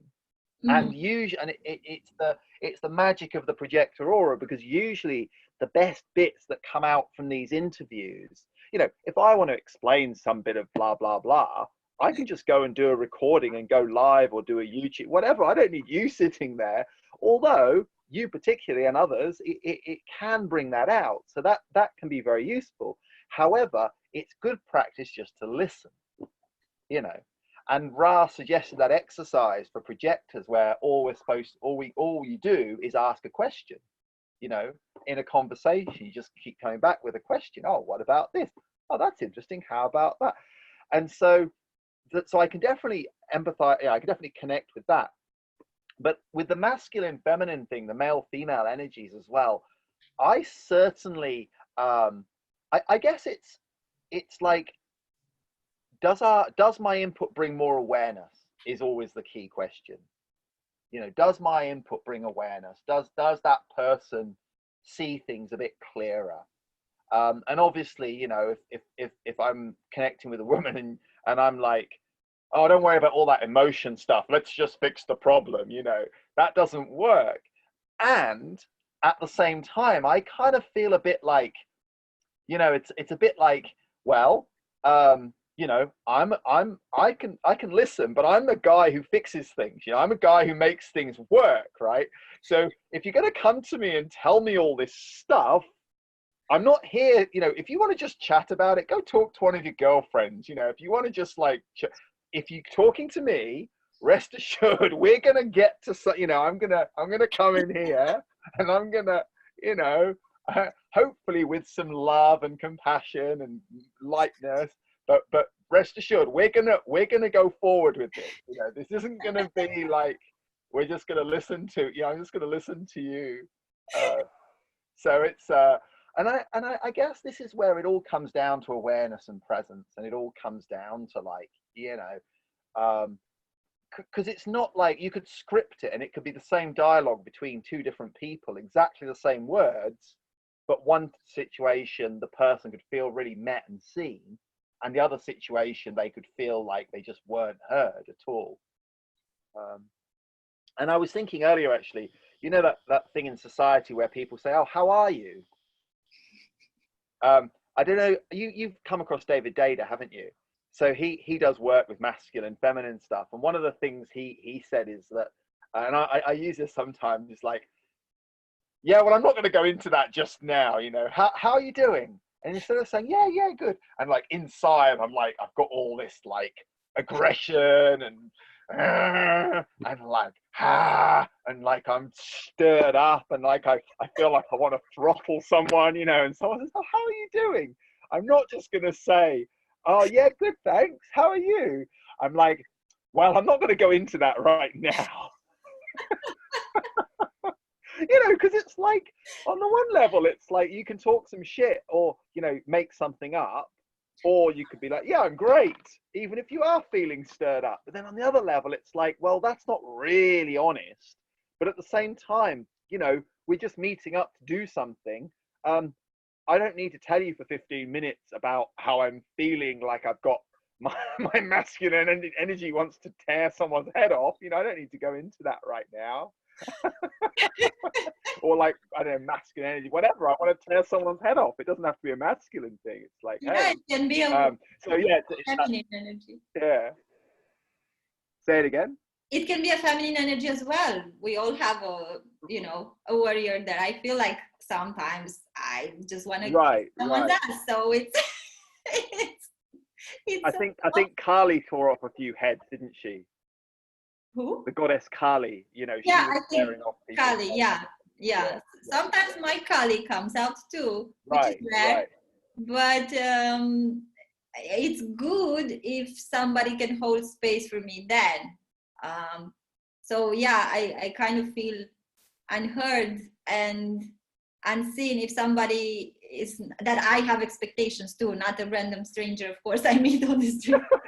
Just like, can you hold some space for me, please? So a close one, you know, a close person.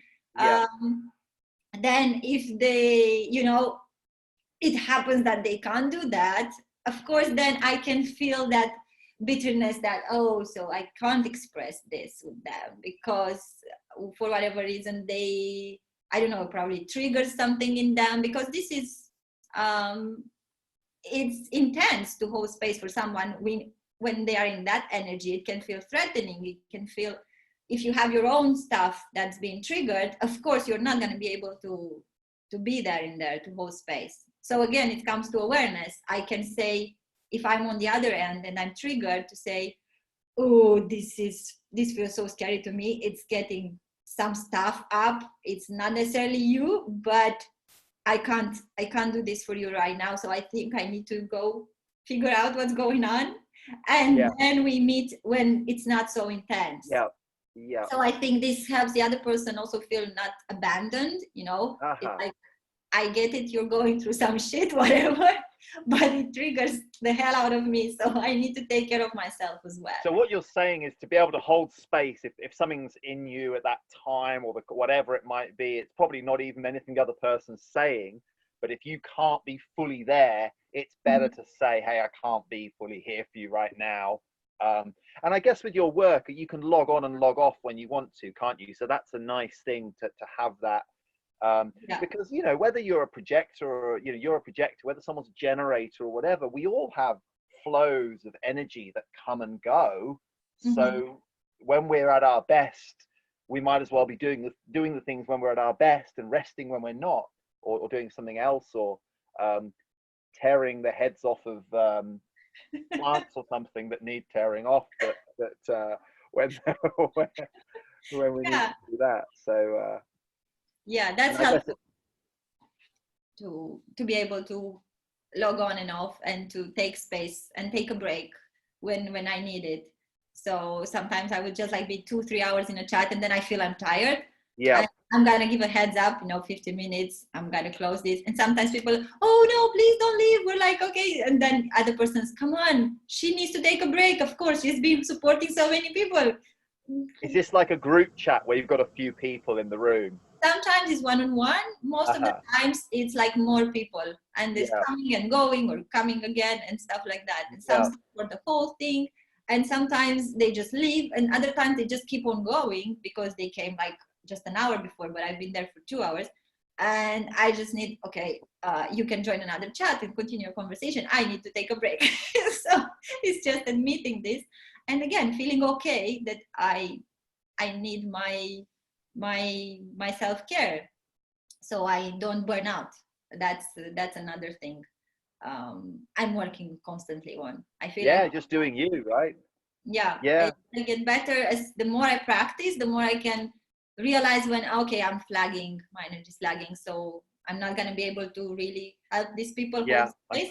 So it's better to just take a break, come back later or tomorrow. So it's a constant being aware and playing with the energy, just like John Martin was saying, surfing the wave and seeing, okay, do I have the energy? I don't have the energy, or does it feel okay? Being there in the moment, I think it's awesome if we learn to do it, when we learn to do it. Let's be positive. It's such a contrast, isn't it, from that, from what you were saying earlier about when you were at school and struggling to get there and then falling asleep.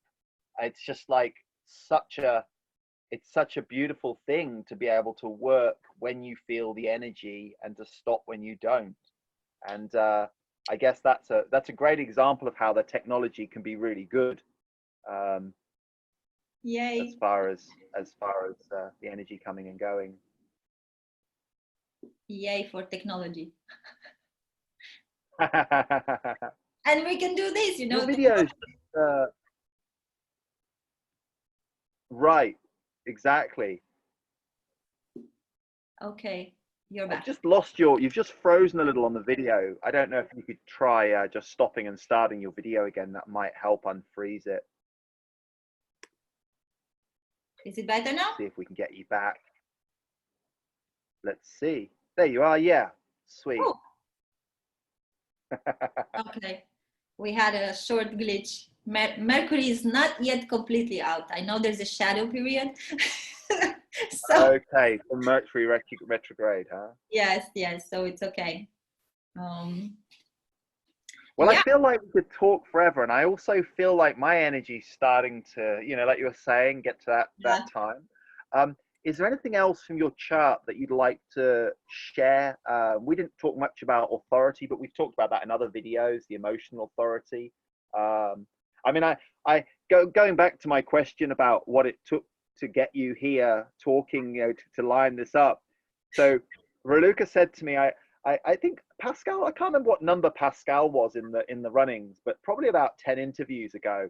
So we're talking like 10 weeks maybe. And I said to Raluca, it'd be great to do your interview sometime. And Raluca was like, oh yeah, let me see what, let me ride my wave, let me sleep on it. And And that happened. And then a couple of weeks later, I said, "Hey, Raluca, how are you? You know, how's it going with the emotional wave over there?" And then she was like, "Yeah, let me." And so we said, right, we agreed, didn't we? We said, right, you were going to get back to me at a certain time. So we gave you a couple more weeks, but I feel like the thing with the emotional wave that's interesting to me is how we value being decisive. So of course, anyone that has this emotional center defined, you know, and it's one of your only two defined centers, are very well equipped to deal with emotions, very well equipped to process emotion, because it can flow and move. But also, the thing about being decisive, there's no truth in the now. So it's like it takes time. Now, of course, if you're in a life or death situation and you have to step to the left or step to the right, of course, you can't say, "Oh, let me sleep on it." You've got to step to the left or step to the right and dodge whatever's coming, if that's appropriate. um, but I think sometimes the fact of things coming to maturity, you know, sometimes the juiciest things take time. You know, fruit takes time to ripen, or you know, so the fact that we're doing this now feels perfect. That we've waited to, you know, Yeah. and then recently, Raluca said to me, said, "Ah." I was like, "Raluca, are you being elusive, or do you not want to do this, or what?" And she said, "Oh no, I think I'm just feeling like a hermit." Yeah. And it was another So, thing. so I'm glad we managed to get around. Yeah. I'm happy that I waited because now it feels perfectly aligned for me too. And it was funny that initially we would say we would do it Friday, you know, but with your traveling and all, then again, we came to the conclusion that it's better to wait again. And it's funny that there was something in my body that told me when we said about Friday that it's not going to happen. And I didn't know why. Okay. But when you said about Friday, I had this instant reaction that no, it's not going to be Friday. But I said, okay, yeah, let's do it Friday. And then we're approaching Friday. And then do we have a time? And then, oh no, it's actually not the right timing for you. And I was like, yeah, actually next week it's a much better time. So it was like perfectly aligned into all this, you know, waiting and then changing. It helps me be more relaxed, even with people who reply to me to whatever situations, and they say, "Sorry, I took so long," and I'm like, I know it's in perfect timing. It's just I don't feel any, you know, resentment or being angry or something. Of course, if it's something really important, I would follow up. But if it's just something, you know, flowing, it's okay. It's like, yeah, when the stars align, when Mercury goes direct or whatever. So not forcing things, I feel it's okay for me. It's natural to just follow this wave, and for me and with other people. So it's more beautiful. Things flow in a much nicer way, natural way, let's say. That's been my recent experience with this. I love it. I love it because it's like, you know, if we didn't have schedules and diaries, and you know, it's that trying to imagine that way of living where, you know, you need some certain kind of food and you just like, and then that the person turns up with the right thing at the right time, you know, all just, you know, like the difference between being in flow and things just happen versus feeling like you're trying to wade through treacle to get anywhere. You know, you're walking through molasses to try and make any headway. And I guess what you shared about people apologizing, "Oh, I'm sorry I didn't get back to you." You know, if someone didn't get back to you, there's a reason, isn't there? Either they didn't really want to do it in the first place, or they don't know what to say, or they're afraid of something emotional, or they're overwhelmed, they've got too many different things on their plate. You know, either way, whatever the reason doesn't really matter.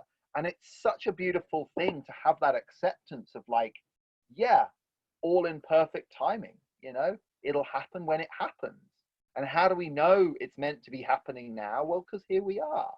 And how do we know it wasn't meant to happen Friday? Well, it didn't happen Friday. So, and I feel that that's I feel like, you know, we model that just by how do you teach someone all this? Well, you just have to be it. You have to live it. You can't, it's not something you can go to school to, it's like you can't learn it from someone unless they're living it.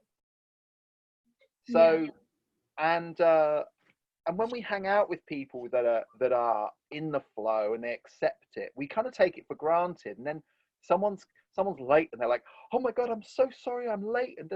And I'm not talking about being flaky and not showing up, but there's something very beautiful about just accepting that and helping that person to accept themselves. And I guess you were lucky when you said when you were late to school, no one seemed to care too much. They were like, "Oh yeah, Raluca's here.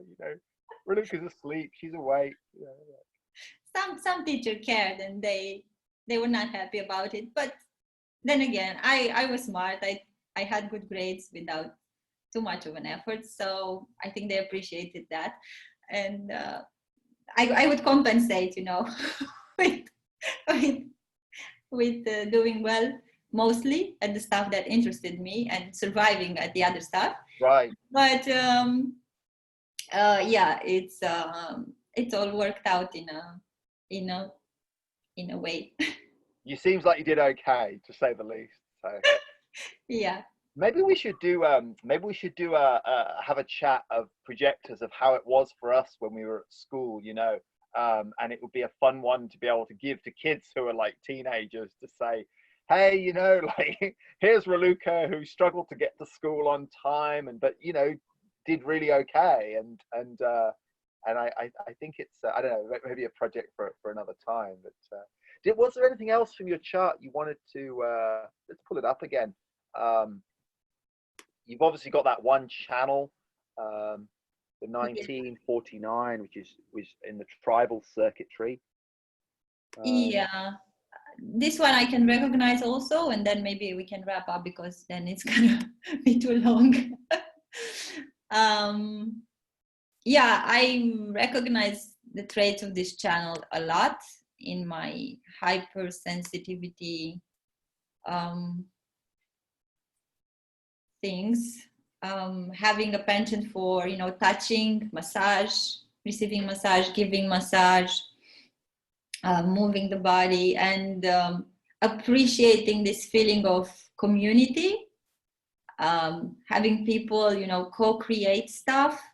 I love when this happens, and I can just facilitate, either by taking care of the space, noticing stuff like, is the light okay, is the temperature okay for everyone, and just creating this space where people can cooperate. This was one of the things I've been doing again in groups without knowing that I was doing it, and it became clear in reading about this channel also, and some other aspects, like just being there and people cooperate in a smoother way. If I am in a good space, if I'm not in a good space, probably it will be worse. But if I'm just there in my innocence, let's use that, it seems like it's a big difference when I'm not there and when I'm there. And again, this is a thing that it's hard to put value on because it's not obvious. It's like, who's gonna, come on, Raluca, I'm gonna pay you, just come here, be in this group so these people can work better together. Right. and cooperate smoothly. Right. Because they don't realize this is happening when I'm there, for example. And I think this is the case for a lot of the feminine or the yin kind of qualities, like this is where in our sort of monetary system, there can be a lot more value put on the like if you say to someone, right, I need you to build me a house, and they come and they build the house, you can see the house goes up, it's very obvious that that's being created. Whereas if you've got a whole bunch of people who are fighting, and you can call someone who can come into the space and just do very few little subtle things, and then all of a sudden those people are getting on much better and much more productive. And it's kind of like, it takes a real wisdom to be able to see what actually happened. Yeah. And I feel that's where the recognition in the invitation is so important as projectors, like, and especially, you know, with what you're doing with the magical, you know, your special talents of bringing people together and bringing harmony or bringing whatever cooperation, whatever you bring.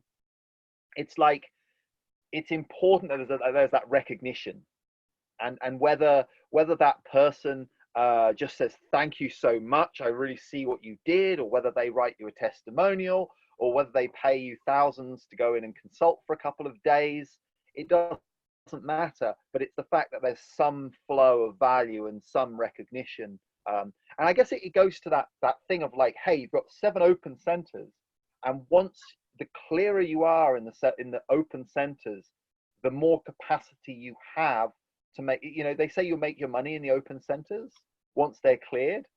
So it's clear that you can bring a lot of value in a lot of ways, to everyone, you know, who listens to you and who connects. And to me, I really see that. And, you know, just talking on that 1949, the channel of synthesis, the design of being sensitive. We were saying earlier, I have Sungate 49, and that's the gate of revolution, which is all about, it says here that the transformation of forms based on the highest principles and not simply for power. So it's all about doing things in new ways. It's also the keynote, the nickname, it can be the hatchet for that one, because it can be quite ruthless. And I noticed that when we work together, there's a lot more smoothness to it. So, you know, I've got the 3rd line on there with Pluto, and it's all about popular discontent, and it's like being able to destroy antiquated forms, and, you know, being savage in eliminating the old order, you know, and I am pretty ruthless. And there can be a real insensitivity in that. And then, you know, you come along with this gate 19, and it's gate 19 is the sensitivity to everything else. Well, it's the gate of wanting. All things are interrelated. The action of approach. It's about connection, and it just brings all of this softness and sensitivity to that, which I certainly find very, very useful and very powerful. And it's a bit like when Ra talks about, you know, if you've got someone in the Penta with gate 14, it can bring an abundance of resources. So there could be someone who doesn't seem to be doing much, and you fire them, and then you know, the productivity of the company or the bottom line suffers. So yeah, it's not like I'm constantly conscious and aware of it, but it definitely is there. You know, it definitely makes a difference. So yeah, it's great having you in the team with, you know, the way we work together with that. So yeah, and it's interesting, isn't it? Because, you know, the theory would say, I mean, we haven't had a professional reading done, but this whole thing about saying, well, gate 49 is compromised by the whole channel 1949. I don't feel it that way. I feel it works pretty well. So yeah, so that's, you know, I think that's another reminder to me that it's important to actually look at the reality of what is going on and what is working over and above the chart says this or that or the other. Of course, we want to weave them all together, but we're starting from the life, we're starting from the experience of what's actually happening. So that feels like a nice way to bring this towards a conclusion. Hey? Yeah, it sure feels that way. Thank you so much for sharing that and for hosting this and doing these interviews. And yeah, for having me as a guest now, not just holding space. I'm really looking forward to see where all this goes and to be part of this. So thank you again. Fantastic. And thank you, Pascal, Ines, for being here. I appreciate it. Super cool. Well, let's say farewell for now until next time to Raluca. Yeah, it's really nice to actually connect with you and because, you know, you've been really present in the background with all of the recent chats, but to actually have you in the limelight. So you can go back to your hermit business now, I guess. going back to hermit mode now. Great, great. Well, have a sweet day, and we'll see you soon. Thank you. Bye. Bye, Raluca.